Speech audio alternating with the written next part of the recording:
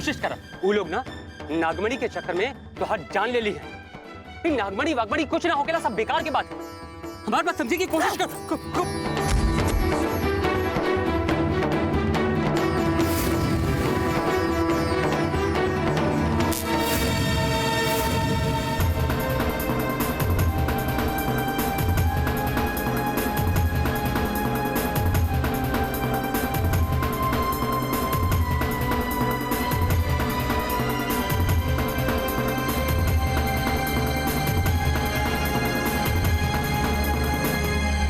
बहुत गड़बड़ हो जाए, तेजा होगी चाहिए।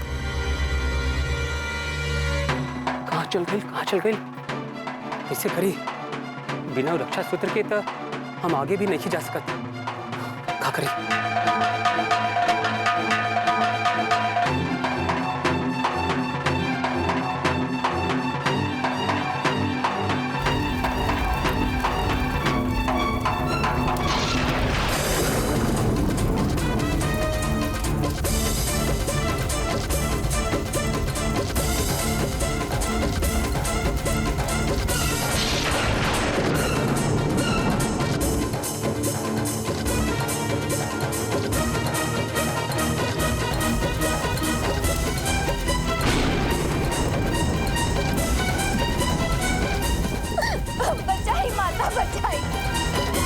रक्षा सूत्र न मिले तब बहुत गड़बड़ हो जाए।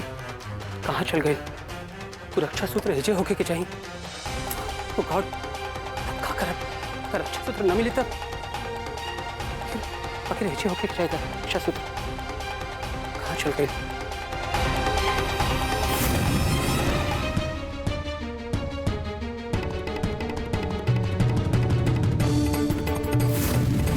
शुक्र बाकी मिल गए। अगर ना मिला था भाई बहुत परेशान हो जाती। जल्दी से मेरे बच्चे मेरा भवानी बहुत आगे चल जाइए। बचाई माता।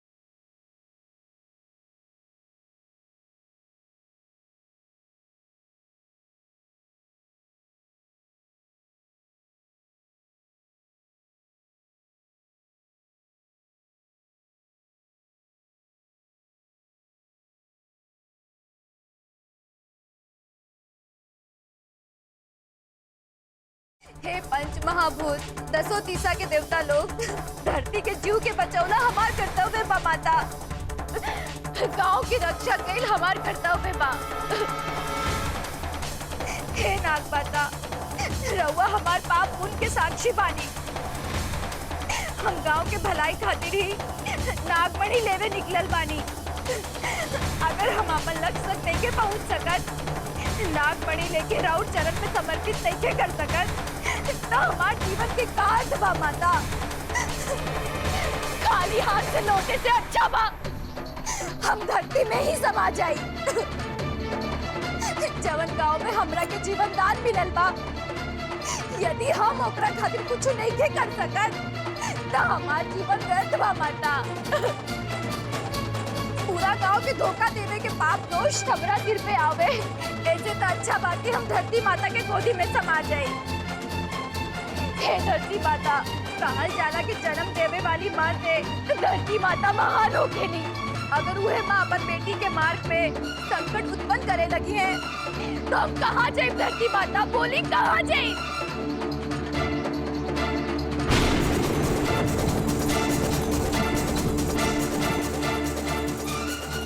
ठीक बा माता, यदि रउआ हमरा के रास्ता नहीं दे सकत तो हमरा के अपन गोद में ही जगह दे दी। छुपा ले ही अपना आंचल में माँ।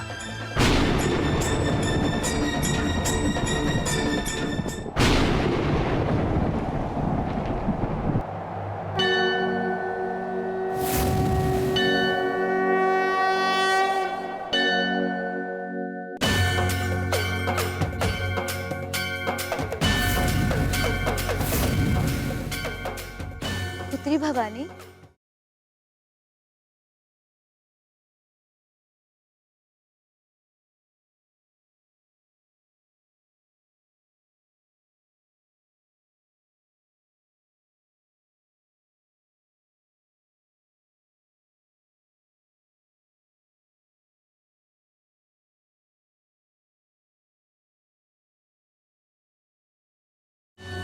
माता हम जानत रही नाग माता, रउआ होते हुए हमरा कोनो संकट नहीं के आ सकत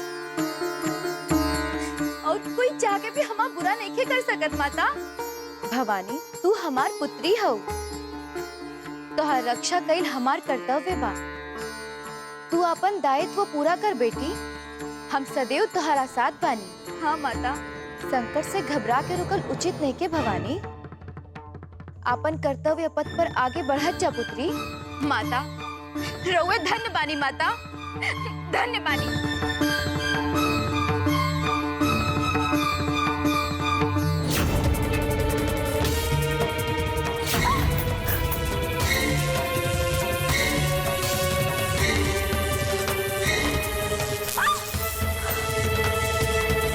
अचानक टीका हो गई।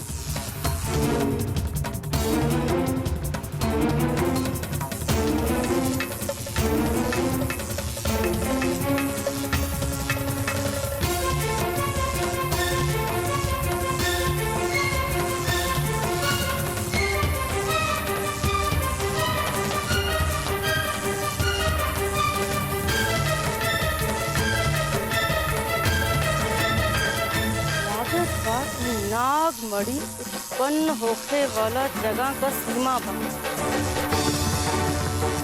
समझ गई, जकरा भीरी नाग रक्षा सूत्र बंधल बा वह ई लोक के भीतर प्रवेश कर सकत। एकरा अर्थ ई भई कि पंच कन्या के अलावा एकरा अंदर केहू और नहीं जा सकता।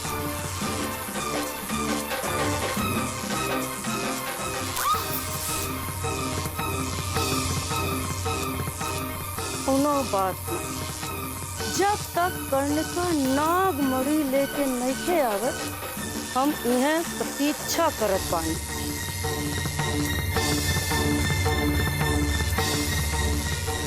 आगे तो रास्ता बंद हो गई बा, तुम्हें नहीं क्या आ रहा है, जब कहाँ से जाए? भवानी, नाग देवी की दिया दिखा के रास्ता देवी के प्रार्थना करे।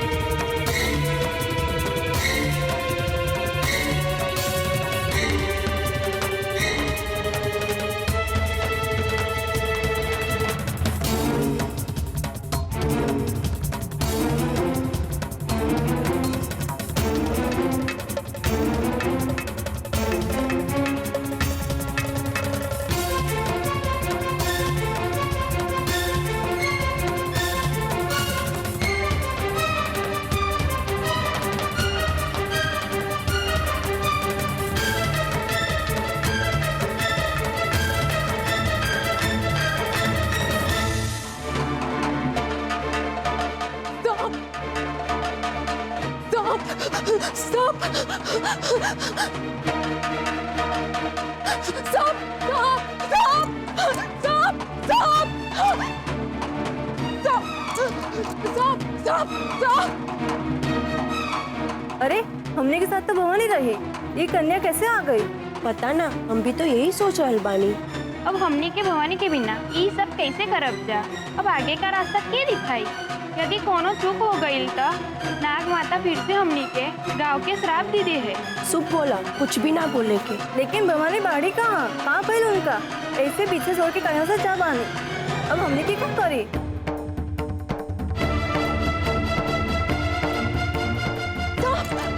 सांप सांप सांप।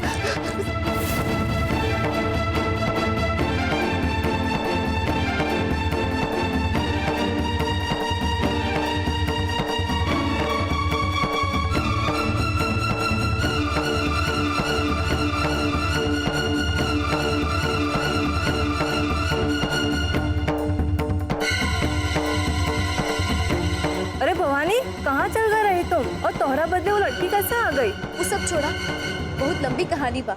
अभी हमने के सबसे पहले अंदर जाए के बा। हाँ, जल्दी से दिया दिखावा और माता से प्रार्थना करा।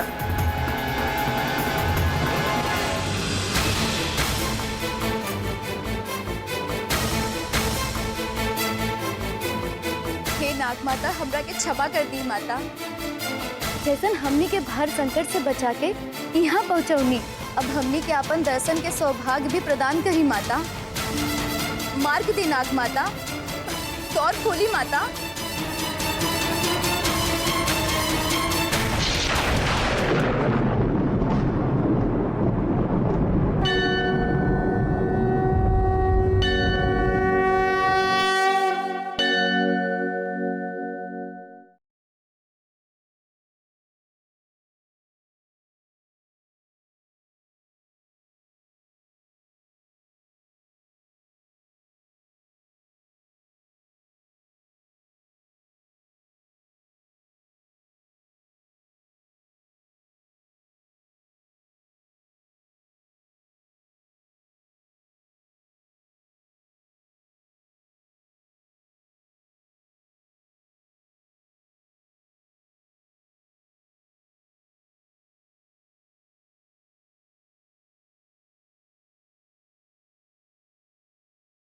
काल स्वामी ही तू लोग के मार्गदर्शन कर रही है।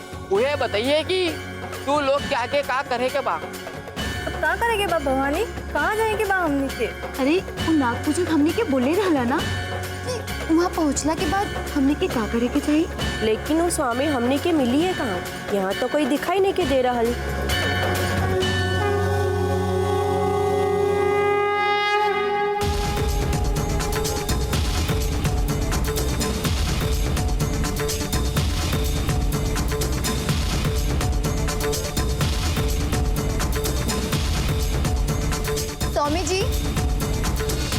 स्वामी जी, हमनी के नागमणि के उत्पन्न होत देखे खातिर नाग गांव से आइल बानी जा। कृपा करके अपन सिद्धि और महिमा से हमनी के मार्गदर्शन करी। बताई स्वामी जी, हमनी के आगे का करे के बा? अपन आशीर्वाद देके हमनी के संकल्प और कार्य सिद्ध करे में सहायता करी। स्वामी जी, सहायता करी।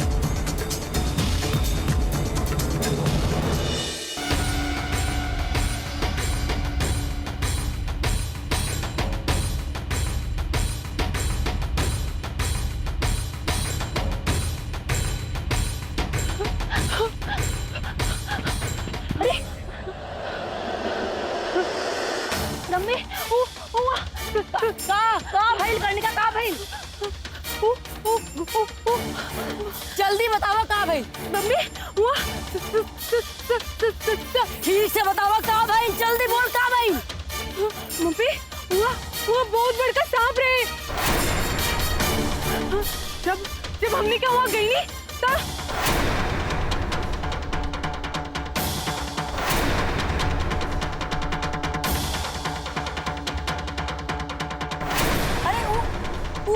कौन परीक्षा होगी? तोहरा के जीत के आवे चाहत रहा और तू भाग के आ गइलू। छी! जौन दुर्गावती का नाम सुन के पूरा गांव डर से थर थर कांपे लागेला, जकरा नाम सुनते ही डर भी डरा जाला, ओकर बेटी होके तू डर के भागैलू। छी, हमार पूरा मेहनत माटी में मिला देलू। सांप मम्मी, सांप बहुत बढ़ रहे, वो बहुत भयानक सांप रहे मम्मी। हम तब वो कोशिश करके आगे बढ़त रहनी, लेकिन वो सांप हमरा पे आक्रमण करे आ गई। हमरा के कुछ समझ में नहीं आयल मम्मी। हम का करती? ऐसे हम अपन जान बचावे करती, वो ऐसे भाग के आ गई नहीं। कुछ भी कर तू। दुर्गावती को बेटी इतना कायर होगी कि हम सपना में भी ना सोचले रही। तो और हम का करती मम्मी? कुछ भी कर तू, डरा के काहे भागैलू? काहे भागैलू? जा अभी जा नागमणि लेके आवा। जा ना, हम ना जाए। तोहरा के जाए के पड़ी, अभी जाए के पड़ी। जा। अब वो अकेले से कोनो फायदा नहीं के। काहे लाभ नहीं खे? काहे के हुआ भवानी आ गई बिया। केहू आए या केहू जाए, हमरा ओसे कोनो मतलब नहीं खे। नागमणि चाहे जकरा हाथ में होखी, तोहरा के छीन के लावे के होई। नहीं तो मामा के घर में रहे से हमनी के कोनो लाभ नहीं खे। नागमणि के बिना हमनी जीवन का कोनो उद्देश्य नहीं खे। जब जाने ना रही तो इस सबसे का मतलब है मम्मी? हमरा के ज्ञान मत द, बुझाई?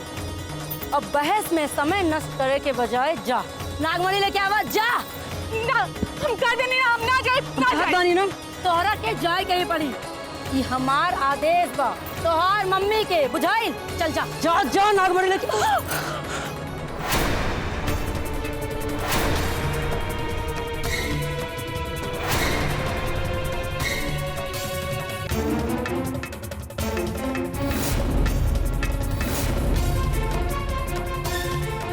चली मम्मी, अब हमने के यहाँ से भाग के ही अपन जान बचा सकत बानी। चली मम्मी, चली। कृपा करी स्वामी जी, कृपा करी, हमने के मार्गदर्शन करी, अपन आँख खोली स्वामी जी। हमने के नागमणि के दर्शन के सौभाग्य प्रदान करी स्वामी।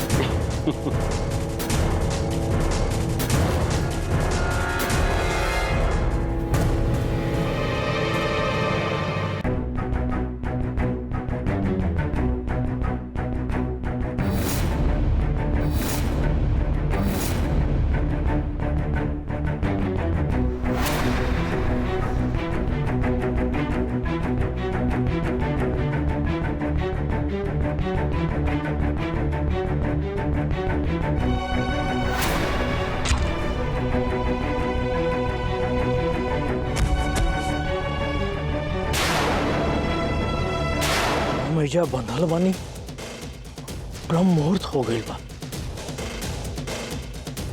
नागमणि के उत्पन्न होके के समय हो गई बा।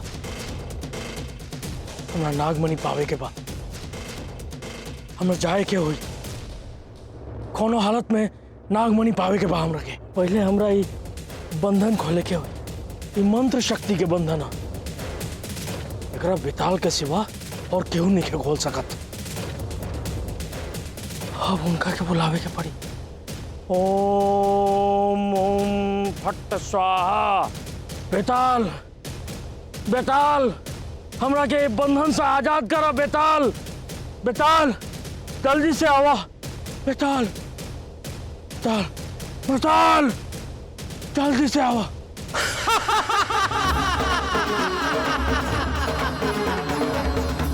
बेताल, तू हंसवाल बड़ा, हमरा के बंधन से आजाद करा। बेताल, तारा के लज्जा में क्या आवत कि तार साधक ए बंधन में बंधल बा। काहे बंधन में बड़ा भैरवनाथ? के डरले बा तोहरा के बंधन में? का तोहार शक्ति चूक गइल बा? यदि चूक गइल बा तो ऐसा निष्फल सिद्धि प्राप्त करे के का अर्थ बा? तारा अच्छा से पता बा बेताल, ना हमार शक्ति चूकल बा और ना हमार कोनो सिद्धि निष्फल भइल बा। तो फिर बंधन में होते काहे नहीं याद कैला? बोला, काहे नहीं याद कैला भैरवनाथ? हमरा जबले पता चलित उससे पहले ही हम बेहोश हो गए रहनिया, फिर हम कैसे याद करती तारा के। अब विलम्ब मत करो बेताल, हमरा दिव्य लोक जाए के बा, नागमणि पावे के बा। बेताल, हमरा ये बंधन से मुक्त करा। तू ई भी ना जान सकला कि के तोहरा के बेहोश कैलस और के तोहरा के ई वृक्ष में बांध देहलस? एक तना भी देख ना सकला? बेताल, तू जानबूझ के समय नष्ट मत करा। हमरा मणि खातिर दिव्य लोक जाए के बा। बेताल, हमरा के जल्दी से बंधन से मुक्त करा।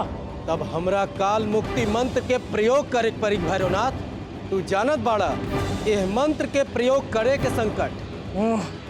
जाना तो नहीं, लेकिन हमें जल्दी से बंधन से मुक्त करा। बेताल, ठीक बा।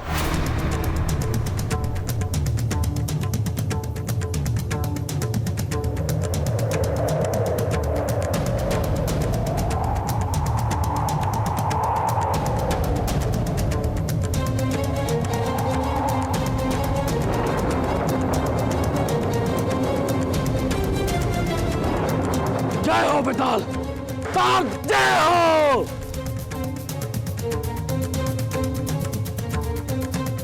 धन्यवाद बेताल।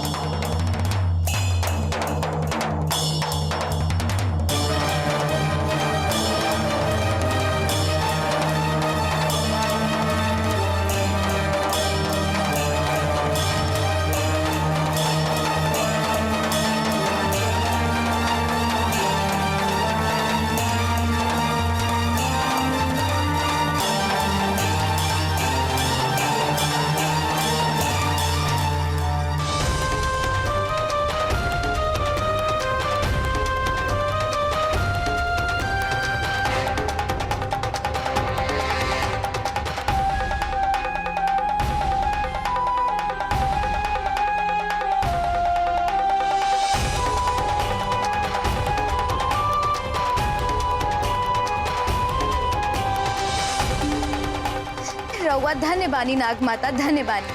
रउर कृपा से हमार जन्म सार्थक हो गई। ये सब जरूर हमार पिछला जन्म के पूर्ण होगी, तबे नाग माता के ऐसे कृपा प्राप्त भई।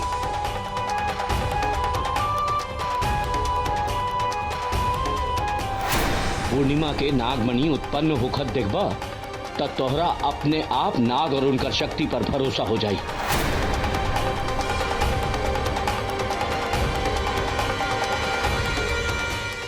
हम समझ गई नी माता, सब समझ गई। आपन ही चमत्कार हमरा खातिर दिखैनी माता।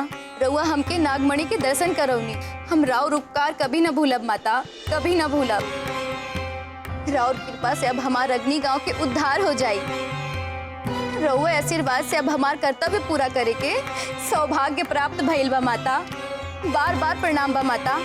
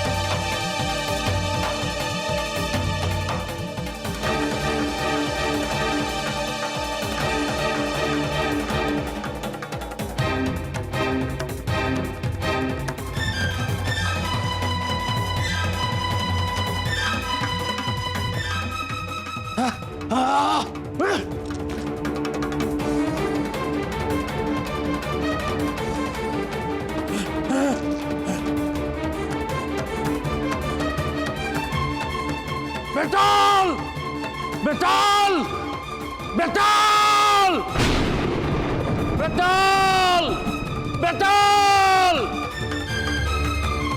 ओम ओम फट स्वाहा। बेताल जल्दी से आवा बेताल, हमरा के एजा से बाहर निकालो। ओम हम फट स्वाहा।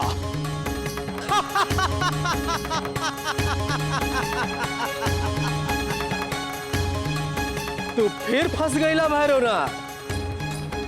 जब असंभव के साधे के प्रयास करब यह हुई। बेताल बेकार के बात मत करो, हमरा जल्दी से नागमणि तक पहुंचे के रास्ता बताओ। ई बाधा के हमरा सामने से दूर करो। ई पवित्र स्थल है भैरवनाथ, यहाँ कोनो क्षुद्र विद्या काम नहीं कर सकत। तू नागमणि तक नहीं पहुंच सकत भैरवनाथ। तहरा जौन भी करे के बा पवित्र स्थल के सीमा के बाहर करे के होई। लेकिन कैसे? हम अंदर ना जाए तो हमरा उ नागमणि कैसे प्राप्त होई? कहानी ना, तहरा जौन भी करे को होई सीमा के बाहर करे को होई। फिर बोलो बेताल, बाहर का करे के बा, कैसे करे के बा, जल्दी बताओ। व्यग्र काहे हो रहल बाड़ा भैरवनाथ?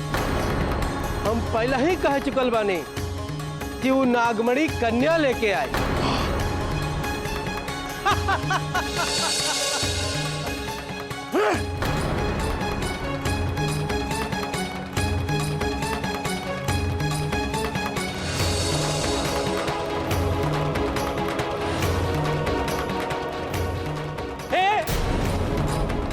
रुक जा।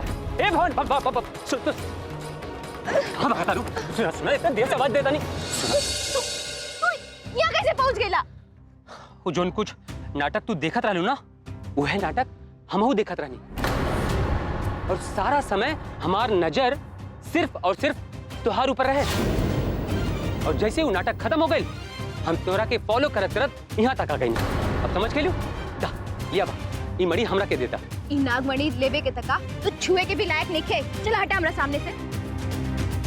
वानी हमार बात समझे की कोशिश कर। ई जो नागमणि तुहार हाथ में बना, एकरा मदद से प्राण रक्षक दवाई बनावल जा सकेला, जेकरा मदद से बहुत से लोगन की जान बचावल जा सकेला। समझे ना? ओ अब समझ में आई हमरा के। तोहरा मुंह से तो अच्छा अच्छा बात भी निकलेला। चला हटा हमरा रास्ता से। तोहर मनसा हम सब समझ गइल बानी।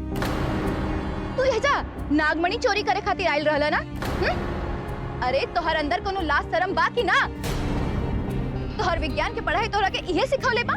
चोरी करे के सिखौले बा? तोहरा के ज्ञान और संस्कार इहे मिलल बा? एक मिनट का बड़बड़ पिए जा रहल बाड़ू? हाँ, हम तोरा से प्यार से बात कर रहल बानी, हम तोरा से अच्छा से पेश आ रहल बानी। एकर मतलब ई नहीं है कि तू हमारे कपाड़ पे चढ़ के धाधा दिंदा डांस करे लगला। और का हमार विज्ञान, हमार संस्कार, हमार पढ़ाई लिखाई एकरा बारे में का बारू रहल बाड़ू? हाँ देखा, तोरा के एक बात बता देता नहीं, हमार विज्ञान, हमार रिसर्च हमरा के जवन कुछ सिखैले बना वही के प्रयोग करे खातिर हम तोरा से नागमणि मांग रहल बानी। अपन कपार पे लगल मुकुट में सजावे खातिर नहीं के। बस करा भवानी, समझे के कोशिश कर। ई नागमणि से ना बहुत से लोगन के मदद हो सकेला। बहुत से लोगन खातिर ई नागमणि एगो संजीवनी बूटी के काम करे। तू समझा तारू ना कि हम जौन कुछ करल बनी? हाँ देखा, जौन लोग ना दवाई के अभाव में तड़प तड़प के मर जालन, उन लोग के जान बच सकेला ई नागमणि के सहायता से। हो गई बोल के कि और भी कुछ बोले के बाकी बा? हाँ? बोले के बाकी बा मतलब ई कि हम नागमणि केहू के नहीं के दे सकत। हम एकरा के नाग माता के चरण में समर्पित कर दे। अरे समर्पित? ए भवन, ए रुक अरे रुक। अरे दादा कितना भगावे लू? हाँ थक गई। सुना का कहत रहलू? हाँ कि ई मड़ी के समर्पित कर देबो। वैसे समर्पित करे के मतलब का होला? कि मड़ी के तू ले जाके वापस से वो अपन सांप लोग के चरण में चढ़ा देबो। वाह, so nice of you, that's great. तू इतना बुद्धिमान कैसे बाड़ू? हाँ पगलेट कहीं की। देखा तोरा के पता सांप की चरण कहाँ होला कि ना होला? इतनी बेर कहानी है तोरा से कि ई नागमणि सांप के इकट्ठा कैल जहर होला, जहर। देखा भवानी, इन नागमणि में ना रेयर मिनरल्स होला जेकर अगर हमनी के सही से इस्तेमाल करी तो मेडिकल के क्षेत्र में हम बड़का योगदान कर सकेला। एक खातिर कहत बानी हमरा के दे दे एकरा के लिया बा। बस करा, हमरा के तो और बेकार की बात नहीं के सुने के बा। तू अपने आँख से नाग माता के चमत्कार देखला, फिर भी तोहरा के नाग माता के महिमा के पता ना चलल। चमत्कार चमत्कार वाह, चमत्कार चमत्कार चमत्कार। थक गई नहीं चमत्कार सुन सुन के तो आराम। यार साफ साफ शब्द में कहत बानी चमत्कार चमत्कार कुछ नहीं होला। जब कोनो भी चीज पहली बेर होला ना और वो इंसान के समझ में नहीं आवत तो तोहनी जैसन लोग ओकरा के देवी के कृपा, प्रभु के महिमा या फिर चमत्कार ही कहलन। अरे यार समझत काहे नहीं खू। देखा सीधे से बात बता देता नहीं, जब दुगो सांप मिलेला उनकर इकट्ठा कई जहर उगलेलन, ई कुछो नहीं खे, ई उनकर खातिर उनकर रेगुलर प्रोसेस है, कोनो चमत्कार मत्कार नहीं खे। समझ गइलू? बस करा, हमरा पास तोरा से बहस करे के समय नहीं खे। तू नाग माता के महिमा कबो नहीं के समझ सकत, कबो नहीं खे। नाग माता के महिमा जरूरी बा या इंसान के जिंदगी? तोरा खातिर का जरूरी है ना, इंसान के जिंदगी या फिर नाग माता के पूजा? हाँ, इंसान के जान से बढ़ के कुछ न होला, इहे से कान खोल के सुन ला। हम एकरा के अपन गांव के भलाई खातिर ले जा रहल बानी, इहे से तू हमके जायदा। ए, फिर भाग गई। ए लड़की, रुक रुक रुक, ए रुक। अरे दादा, रुक जा देखा, अब मैं भाग पाऊंगा। सुनो ना, रुक एक मिनट। बोला का बोले के बा? तू नागमणि के करबू का? हाँ, ज्यादा से ज्यादा एकरा के ले जाके मंदिर में चढ़ा देबू। हाँ, वहाँ एकर पूजा करबू, एकरा से ज्यादा तक कुछ ना करबू ना। अगर कुछ शुभ हो गई तो तोहार नाग माता के चमत्कार हुई, प्रभु के कृपा हुई, और अगर शुभ ना भइल तो तोहनी जैसन इंसान के बदकिस्मती। एकरा से ज्यादा तक कुछ ना करबू ना। देखा तूने अपन श्रद्धा, भक्ति, आस्था, पूजा अर्चना में इकुल कई के इकुल नागमणि के अस्तित्व के मिट्टी में मिला रहल बाड़ू। ये नागमणि अगर हमरा के मिल जाई तो हम एकरा ऊपर रिसर्च करब, एकरा से दवाई बनाएब, जेकरा इस्तेमाल करके हम लाखन जिंदगी के बचाएब। इन नागमणि उ लोग खातिर संजीवनी बूटी के काम करे। देखा हमार बात समझे की कोशिश कर। नागमणि हमरा के दे दा।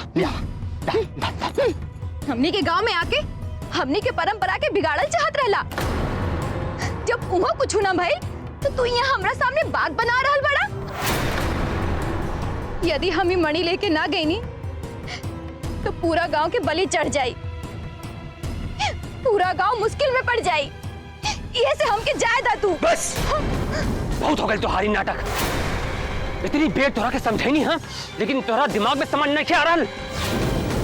बस अब हमार क्रोध हमार कपार पे चढ़ के ना चल बा। देखा तोरा के अंतिम बार समझावता नहीं, हमरा रहते तू नागमणि यहाँ से नहीं खुले जा सकत, नहीं खुले जा सकत, नहीं खुले जा सकत। और हम जब तक जिंदा बानी तब तक कुछ न होके दे। हटा हमरा रास्ता से। यदि तू हमरा रास्ता में आइला तो तू नहीं खन जानत कि हम का करते। क्या करते बोल? अरे दादा, अरे हाँ हाँ, ए रुक।